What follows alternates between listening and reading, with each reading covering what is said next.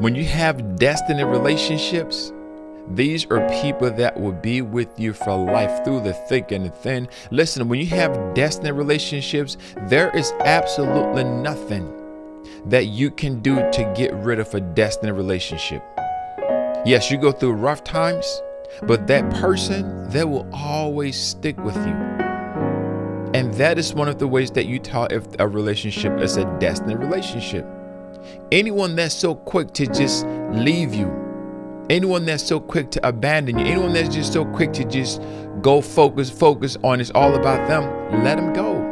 Focus on you, and God knows how to send the right people that will uplift you, that will love you, that will support you, that will be there for you. Yes, they're going to see your faults, but they won't highlight your faults every time they talk to you. Man, there's some people that all they do when they talk to you, they highlight your faults. They highlight what you did wrong 5 years ago. God bless you, Vanessa. They highlight what you did 10 years ago. They highlight what you've done wrong. Every conversation you have is about what you've done wrong, what you're doing wrong, and what you probably do wrong. They're always bringing those things up. So you want to make sure that you are connected to just a small group of people. If you have one solid friend for the rest of your life, that's a blessing. That's a blessing. And most people don't. Most people do not have that one quality friend that they can talk to about anything, they can pray with, they can, intercede with and intercede for. They're prayer partners. I mean, someone that can always be there. Most people do not have that. So that's why Jesus kept his circle small. Ecclesiastes chapter 4,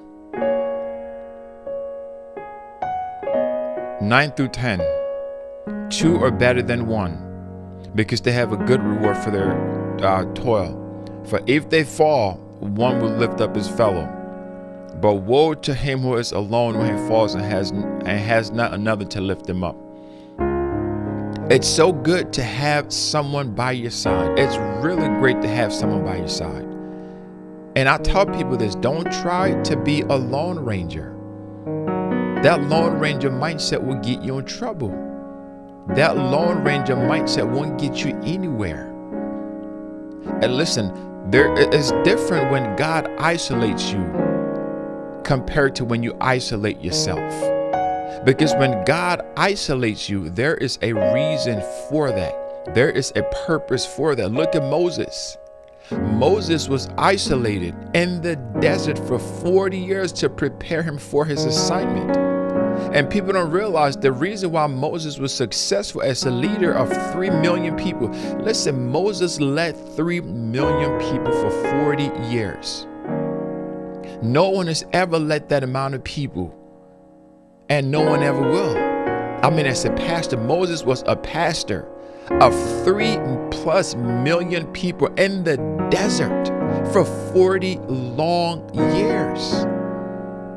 40. So God put Moses in the desert to prepare him for his destiny. So when God sends you in isolation, it's because God is preparing you for what's to come. When you put yourself in isolation, it's because you just tired of people. Now, there are times when you do that. I'm not saying you don't get away from people. There are times when you do that. But man, when God does it for you, oh, it's a beautiful thing, because he grows you. He strengthens you. You get wiser. You learn so much. Your life just get to a different dimension. Your life get to a different level. And as I was saying early on, you attract who you are.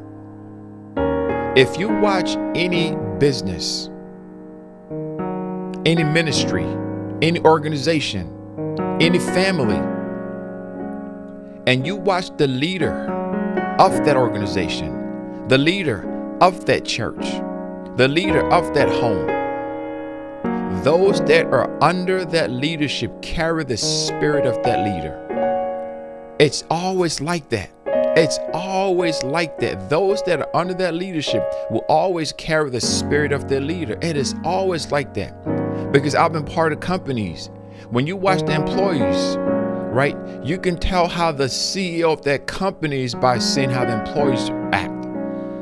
You can tell how the members of the church is by telling how the pastor acts, right? And same thing in the home. You can tell how the kids are or the type of homes that kids from based on the parents that raised them. It always works that way. So that's why it's important. You know, I've noticed that for me, most of the people that I connect to, whether it's my business or, you know, the ministry or whatever it is, these are decision makers. I've realized a pattern in my life, and you got to realize the patterns in your life. You have to realize who is attracted to you. I mean, not just romantically. I'm talking about just overall. Who do you attract? What type of people do you attract? And I've noticed the type of people that I attract are usually very dedicated people. These are people that are serious people. These are people that are decision makers. They're usually leaders. They're usually in a position of authority, right? Because I've had the opportunity to work with different types of people. Most of them are usually like, you know, the executives and the, you know, high ranking. So I've noticed that that's who is attracted to my ministry. And you have to know who's attracted to yours, who's attracted to, you know, and when you understand who is attracted to you, again, I'm not just talking about in a romantic setting. When you understand who's attracted to you, then you can plan your life accordingly. I don't attract lazy people. People that are lazy, I don't attract rebellious people. Anyone that's rebellious, I'm the farthest person that they want to get in contact with, because I'm a man of order. I like order. I grew up in a home with order. I didn't grow up in a chaotic home. So that's been embedded in me. Now, of course, there's some changes that I can make, that I can always improve, right? But anyone that is rebellious, anyone that, you know, doesn't respect authority, we don't click. We do not click at all. We don't click, because I respect authority. I've been under authority, so I respect it. I learned from it. Oh man, I love being under someone that can teach me,